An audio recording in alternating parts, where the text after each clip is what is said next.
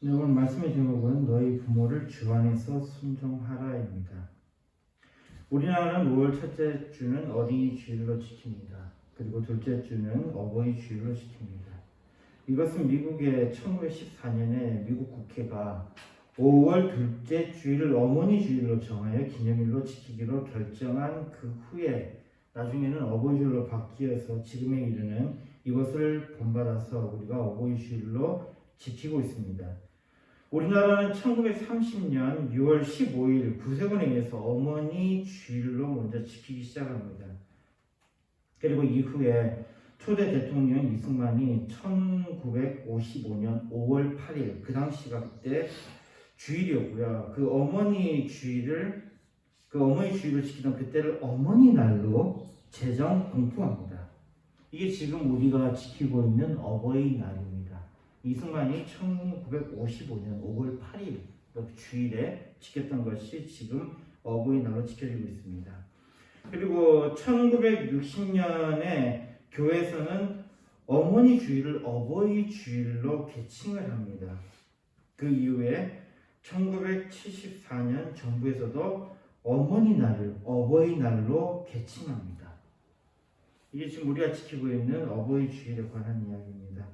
좀 더 들어가 보면요, 미국의 버지니아 주의 웹스터 교회에서 26년간 봉사한 자비스 부인이 돌아가셨고 이 부인을 추모하는 예배를 드렸습니다. 이때 자비스 부인이 좋아했던 꽃이 카네이션이었거든요.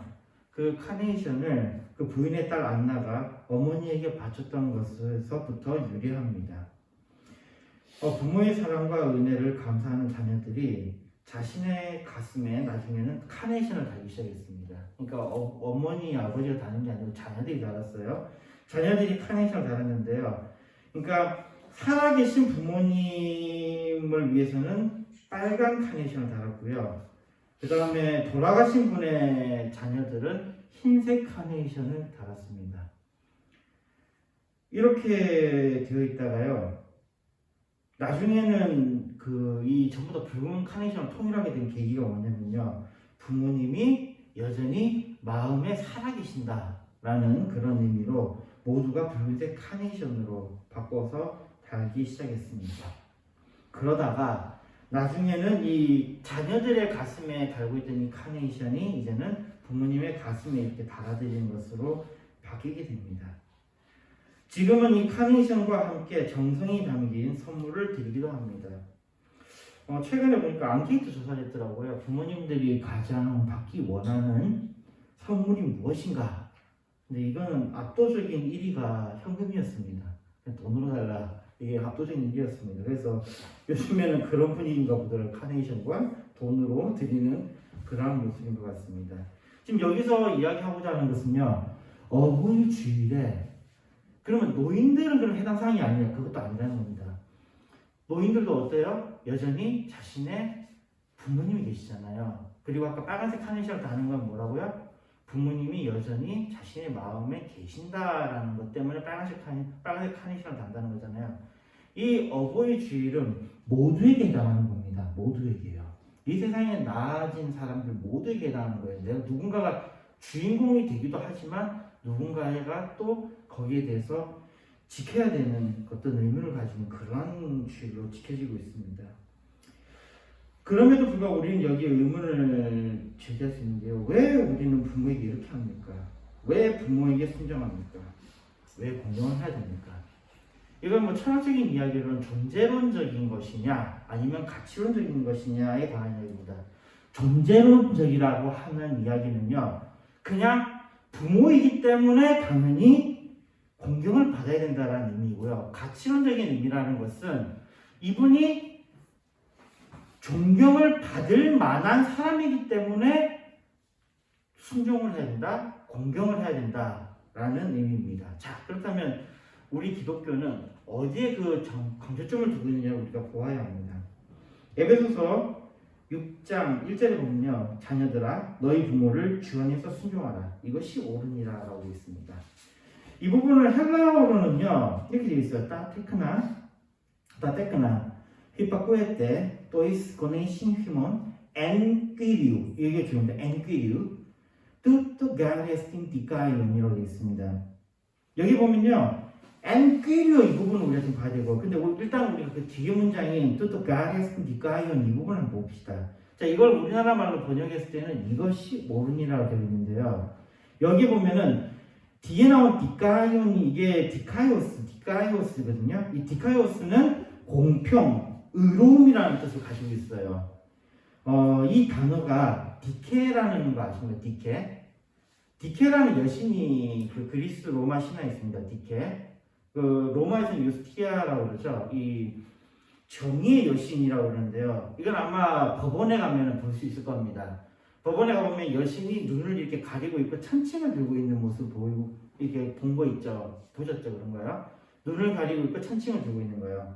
이게 뭐냐면 바로 이 디카이오스라는 이 단어가 원래 가지고 있는 의미가 공평이라는 것에서 나옵니다. 찬칭이라는 것은요, 달아보는 거거든요. 달아보고 공평해야 돼요. 이것이 정의인 겁니다. 정의라고 하는 것은 공평한 것을 정의라고 하는 거예요. 정의라는 것이요. 자, 그 소위 말하는 제가 근데 공평이라는 말을 지금 그 다르게 쓰기를 어떤 보상적인 차원에서 아니면 상대적인 측면에서 자꾸 공평을 이야기해서 우리가 만약 이걸 표현한다 그러면 평등이라는 말을 쓰는 게 맞긴 한데요. 근데 일단은 공평이라는 말을 봤을 때 이것은 절대적인 공평입니다. 즉 천칭에 달았을 때에 똑같아야 돼요. 누구는 더 귀해서 요만큼 더 차지하고 누구는 덜해서 적게 차지하고 아니고 누구에게나 똑같아야 됩니다. 이게 바로 디케가 들고 있는 그 천칭이에요. 그리고 이것을 할 때는 눈을 가리잖아요. 눈을 가린다는 건 뭡니까? 아무것도 안 보겠다는 게 뭐만 보겠다고요? 진짜 그 가치만 따지겠다는 겁니다. 그러니까 살인 같은 경우에 있어서도 누가 살인했느냐를 보는 게 아니고 뭐를 가린다고요? 눈을 가리고 뭐만 보겠다고요? 살인의 내용만 보겠다는 거예요. 누가 했느냐 이런 게 아니고요. 이거는 의로움이라는 것의 중요 출발점은 공평입니다. 그러니까 여기에 보면은 헬라어의 tutto gare estin dikaioni라는 이 단어가 이 문장이 굉장히 중요한 단어예요. 공평하기 때문이라는 거예요. 이것이 부모님에게 순종하는 것이 뭐하다고요? 공평하다는 이야기입니다. 부모에게 순종하는 것이 옳은 것이라는 것이 헬라어의 단어가 가지는 의미인 공평의 입장, 평등의 입장에서 받아들인다면 이거 한번 봅시다. 디모데전서 5장 4절에 보면요. 만일 어떤 과부에게 자녀나 손자들이 있거든 저희로 먼저 자기 집에서 효를 행하여 부모에게 보답하기를 배우게 하라. 이것이 하나님 앞에 받으실 만한 것이라. 여기 보니까 중요한 건 이겁니다. 여기도 보면 과부에게라고 하는 그 과부가요. 이 사람이 그 효를 행하게 하는 요인이 뭐냐면 후손들을 돌봤던 자이기 때문입니다. 후손들을 돌봐왔던 자. 그러니까 디케이 그대로 올라가는 거예요. 이 사람이 공경을 받으려면 뭐 해야 된다고요? 후손을 어떻게 해야 된다고요? 그를 돌봤던 자여야 된다는 겁니다. 그래야지 자녀가 그분을 섬기는 것이 공평해지는 거예요. 이게 성경에서 말하는 건데 이게 존재론적인 입장이 아니란 이야기입니다. 그 사람이 공경을 받을 가치 있는 사람이기 때문에 공경을 받는다는 이야기입니다. 그러니까 주었으니까 받는 것이 공평하다는 것입니다. 이것이요. 주었으니까 받는 것이 공평하다. 레위기 19장 32절에 보면요. 너는 샘머리 앞에 일어서고 노인의 얼굴을 공경하며 내 하나님을 경외하라. 나는 여호와니라 라고 되어 있습니다. 이런 그 어른들을 공경하는 것은요. 바로 하나님을 경외하는 것입니다. 왜냐하면 어른들은 하나님의 권위를 나타내는 자들이에요. 하나님의 권위를 나타내는 자들. 또한 성경의 여러 부분에서요. 연약한 자들을 돌보라고 강조하고 있는데 이것 역시도 우리가 부모님에게 순종해야 되는 것, 또 우리의 효의 중요한 이유가 되는 것입니다. 또 열왕기상 12장 6절에서 8절에 보면요. 르호보암 왕이 그 부친 솔로몬의 성전에 그 앞에 모셨던 노인들과 의논하여 가로되 너희는 어떻게 교도하여 이 백성에게 대답하게 하겠느냐. 대답하여 가로되 왕이 만일 오늘날 이 백성의 종이 되어 저희를 섬기고 좋은 말로 대답하여 이르시면 저희가 영영이 왕의 종이 되리이다 하나 왕이 노인의 교도하는 것을 버리고 그 앞에 모셔 있는 자기와 함께 자라난 소년들과 의논하여라고 했습니다. 이 솔로몬 왕이 지혜의 왕이라고 하는 것은요, 그가 지혜로웠던 것은 누구 힘을 빌렸다는 거예요? 바로 노인들의 힘을 빌렸다는 겁니다. 노인들과 함께 의논해서 그것을 결정했다는 거예요. 많은 사람들이 착각하죠. 솔로몬이 하나님께서 지혜를 주셨으니까 그가 혼자서 모든 것을 독단적으로 판단했을 것이다 라고 하지만 아니에요. 성경이 분명히 그겁니다. 솔로몬은 그의 지혜는 바로 노인들과 협력했다는 겁니다. 지혜로운 자들과 협력했다는 거예요. 그러면 그의 아들은요, 그의 아들이 악한 왕이 되었던 이유는 뭐예요? 노인들의 말을 무시하고 뭐 했다는 겁니까? 그의 가난한 자들과 의논했다는 겁니다. 우리가 지금 이걸 많이 봅니다. 어떤 사람이 높은 자리에 올라가서 자기가 함께했던 자들을 싹 갈아치우죠. 그 사람들로. 그렇게 될 때 어떻게 됩니까? 주로 망하죠. 그렇게 되면요. 근데 그 앞에 열심히 해왔던 분들을 존중하면서 그분들에게 많은 부분에 도움을 요청한다면 그것은 굉장히 잘 돌아가는 것을 우리가 이미 보고 있습니다. 이 노인들이 공경을 받아야 되는 이유는 바로 그들이 성숙한 지혜를 가진 자들이기 때문입니다. 이 노인들에 대해서는 또 그렇습니다. 이 유용론도 가치론적인 측면에서 봤을 때는요, 이 농경사회에서는 노인의 역할을 굉장히 중시합니다. 어디든지 가면 농경사회에서는 노인을 굉장히 공경해요. 반면에 유목민 사회에서는 이게 나타나지 않습니다. 유목민 사회에서는 노인들을 그렇게 중시하지 않아요. 그리고 공업화된 사회에서는요, 노인들이 완전 필요 없는 존재죠. 농경사회에서만 이들이 역할을 합니다. 왜 그럴까요? 농경사회는 바로 그들의 살아온 삶이, 그들이 해왔던 것들이 당장 먹고 사는 문제와 연관되기 때문입니다. 아무리 자기가 여러 지식을 쌓는다 하더라도 경험을 통해서 배우지 않으면 농사일은 잘 되지 않아요. 농사는 정말 경험을 통해서 배우게 됩니다. 정말 그래요. 그리고 또 어떤 일이 벌어졌을 때에도 이 어르신들이 한마디 해주는 것들이 그들에게 굉장히 중요한 솔루션이 되는 거예요. 해결책이 되는 겁니다. 그러나 타락한 도시는 노인을 경멸합니다. 노인을 경멸하는 것은 모두가 멸망합니다. 현대 사회에서 노인들에 대한 걸 보면요, 특히 이 M세대들이 이 노인들에 대해서 굉장히 좀 안 좋은 태도를 가지고 있더라고요. M세대들이. 물론 모든 M세대들이 그러는 건 아니고 일부들인데요. 그들은 노인을 학대하는 경향이 있습니다. 문명이 발달했습니다. 문명이 발달하다 보니까 노인들이 거기에 대해서는 많이 뒤처지고 있죠. 그리고 또 우리가 가지고 있는 체계를 봤을 때는 노인들은 그들에게 어떤 느낌이 드냐면 짐이 든다는 거예요. 괜히 나이가 더 든 사람들이 자기가 차지해야 될 좋은 자리를 그들이 차지하고 있으니까 빨리 저러면 나왔으면 좋겠다. 빨리 없어졌으면 좋겠다. 그리고 또 하는 이야기가 저 사람들 때문에 우리가 돈을 벌어봐야 다 나라에 다 갖다 바쳐야 되고 노인들은 필요 없다. 이런 이야기를 하고 있어요. 인구 감소로 인해서 그들이 노인을 복양하는 것에 대한 부담이 있는 것은 사실입니다. 어쩌면 정말 노인들이 그들에게는 도움이 되지 못할 수도 있습니다. 근데 우리가 여기에 대해서 좀 생각해 보겠습니다. 농경사회의 어른들이 지혜의 상징이었다면요, 도시생활에 있어서 노인들은 어떨까요? 여기에 우리가 생각할 점이 있습니다. 농경사회에서 노인 공경은 그들에게 얻을 것이 있기 때문에 노인들을 공경했습니다. 반면에 지금은 노인들이 쓸모가 없는데 연장자라고 공경해야 되는가에 대해서는 지금 상당히 회의적이라는 겁니다. 여기에 대했을 때는 그럼 노인들이 이 세상에 있어야 될 이유가 없어지는 것입니까?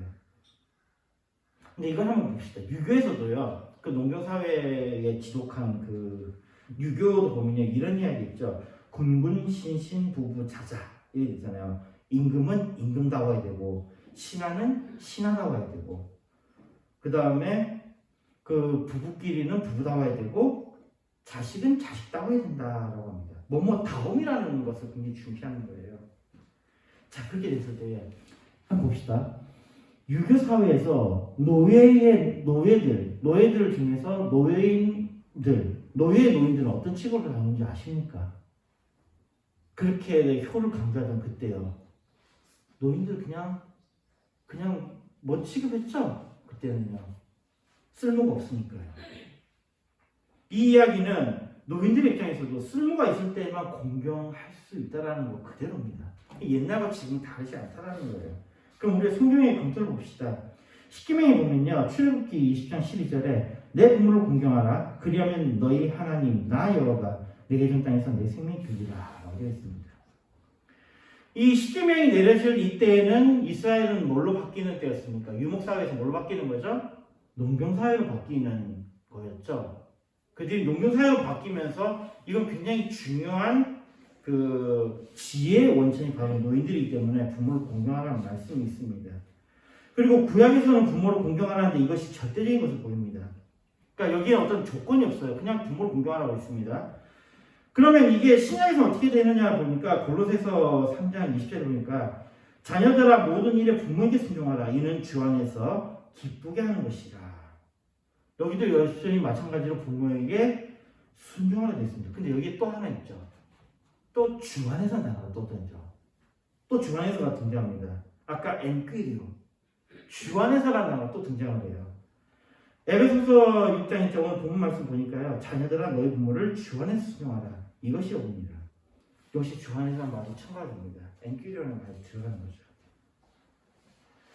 시편 34편 14절 16절 보면요. 악을 버리고 선을 행하며 화평을 찾아 따를지어다. 여호와의 눈은 의인을 향하시고 그 귀는 저희 부르짖음에 기울이시는도다. 여호와의 얼굴은 행악하는 자를 대하사 저희의 자취를 땅에서 끊으려 하시는도다. 이스라엘 백성들은 모두가 이것을 따른 자들이었습니다. 모두가 주 안에 있는 자들이었다는 거죠. 그러니까 주 안에라는 문구가 생략될 수 있는 것입니다. 구약에서는요. 그리고 잠언 16장 31절에 보면요. 백발은 영화의 면류관이라 의로운 길에서 얻으리라. 그들의 이 백발은 하나님의 말씀을 따른 자들의 면류관이었습니다. 늙음은 영광스러움에 대한 표현이었던 거죠. 구약은 모두가 하나님의 백성이라는 전제에서 부모를 공경해야 된다고 말씀하고 있습니다. 즉 그들에게 배울 것이 있다는 겁니다. 어떤 점에서요? 그들이 먼저 믿었던 자들입니다. 그들에게서 배울 것이 있었다는 거죠. 반면에 신약은 이방인들까지 범위가 확장됩니다. 그래서 순종의 범위가 정해집니다. 그것이 바로 무엇이냐? 주 안에서라는 겁니다. 디모데후서 1장 5절 보면요. 이는 내 속에 거짓이 없는 믿음을 생각합니다. 이 믿음은 먼저 내 외조모 로이스와 내 어머니 유니게 속에 있더니 내 속에도 있는 줄을 확신하노라. 순종한다면 주 안에 있는 자들로 후손에게 영적 교훈을 가르쳐주는 자이기 때문에 그 순종을 받는 것입니다. 반대로 믿는 자들에게는 노인들은 어떤 분들이에요? 바로 자녀들에게, 그들의 후손들에게 믿음을 전해줄 수 있는 자들입니다.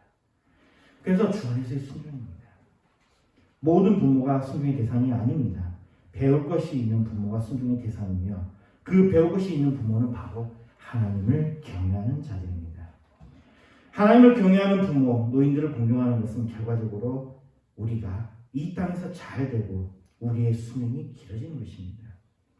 그들에게 참 지혜를 배우며 이 세상에 일어나는 많은 것들에 대해서 조언을 배울 수 있습니다.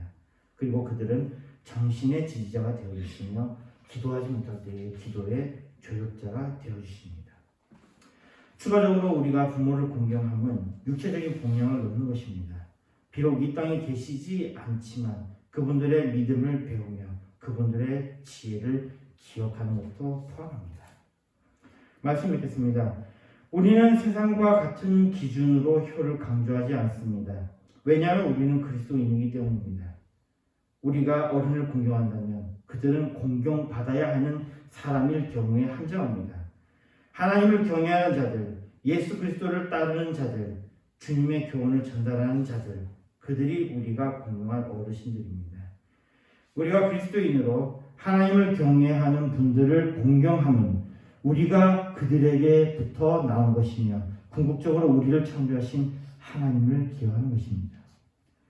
우리가 우리를 있게 하신 우리의 부모님께 감사하며 우리를 창조하신 하나님께 감사하는 것입니다. 한편으로 우리 역시 또한 성장하면서 겸손을 배우며 지혜를 배우며 약한 자들 돌보며 선을 행하며 믿음의 후배들에게 봉인이 될 수 있는 사람이 될 수 있기를 소망합니다.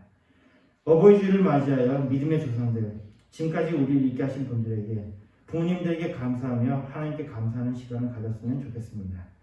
부모님께 순종함으로, 부모님의 믿음을 기억하며 순종함으로, 우리에게 생명을 주신 분들에게 순종함으로, 궁극적으로 우리에게 새 생명을 주신 예수 그리스도에게 순종함으로, 우리에게 생명을 주신 창조주 하나님께 감사함으로 이 땅에서 잘 되기를 소망합니다. 이 땅에서 장수하기를 소망합니다. 신명기 5장 16절에 말씀합니다. 너는 너의 하나님 여호와의 명한 대로 내 부모를 공경하라. 그리하면 너의 하나님 여호와가 내게 준 땅에서 내 생명이 길고 복을 누리리라. 아멘. 기도하겠습니다. 하나님 아버지 감사합니다. 주 안에서 부모님께 순종하시는 저희들이 있었고, 징계 약속하신 복의 복을 받고 또한 이 땅에서 장수하시는 저희들이 있으셔서 예수님을 기도했습니다. 아멘. 처음에 234장 부분에서 준비하신 말씀 하셨습니다.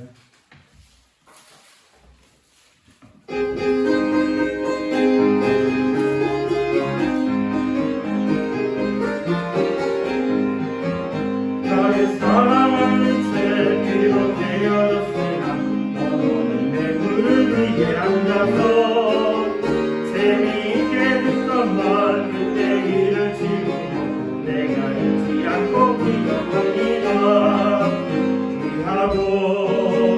귀하다 우리 어머님이 들려주시던 재미있게 듣던 말 책 중에 있으니 열심히 사랑합니다. 옛날 용맹스럽던 다니엘의 경험과 문제는 다윗 왕의 역사와 주의 선지 엘리야 그것 하루아에 올라가던 일을 기억합니다. 귀하다 우리 어머님이 들려주시던 재미있게 듣던 말 책 중에 있으니 열심히 사랑합니다.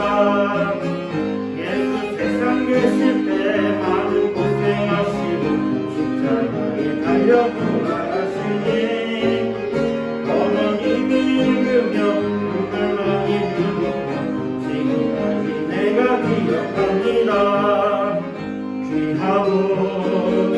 귀하다 우리 어머님이 들려주시던 재미있게 듣던 말 책 중에 있으니 열심히 사랑합니다.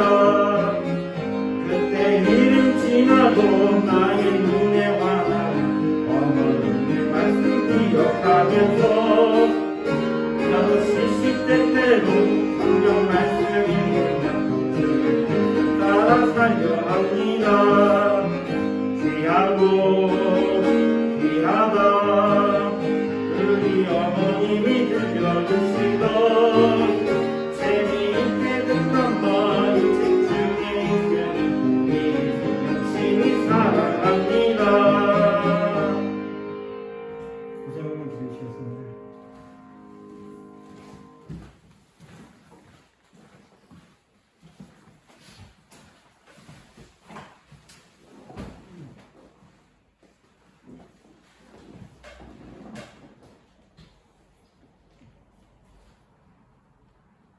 기도하겠습니다.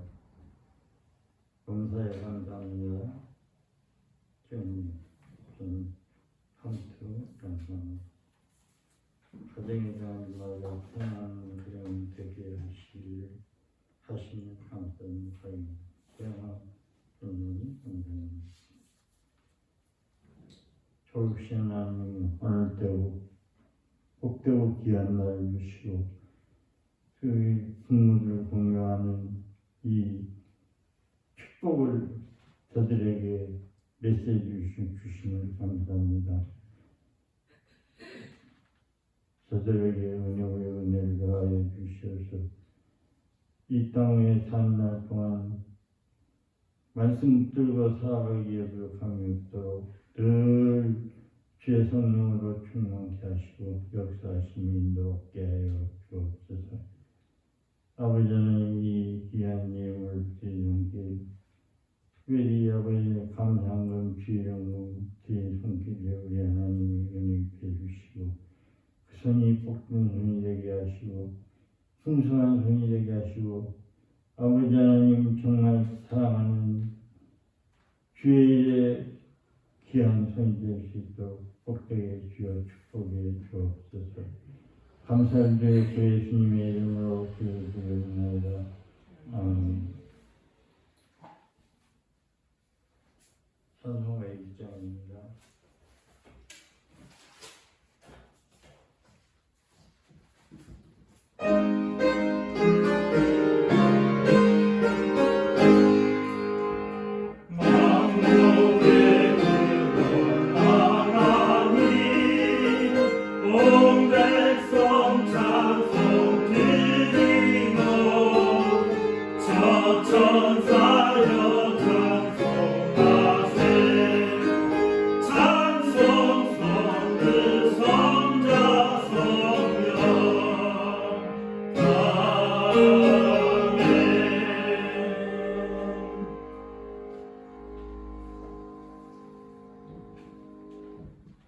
그리고 주 예수 그리스도의 은혜와 그 크신 하나님의 사랑과 성령님의 교통하심이 오늘 예배드린 모형께 사랑하는 성도들 머리 위에와 가정 위에와 하늘 위에 전 세계 예배한 모든 예수를 믿는 자들 머리 위에와 가정 위에와 하늘 위에 앞으로 전도받아서 구원받을 자들 머리 위에와 가정 위에와 하늘 위에 이제부터 영원토록 항상 함께 있을지어다.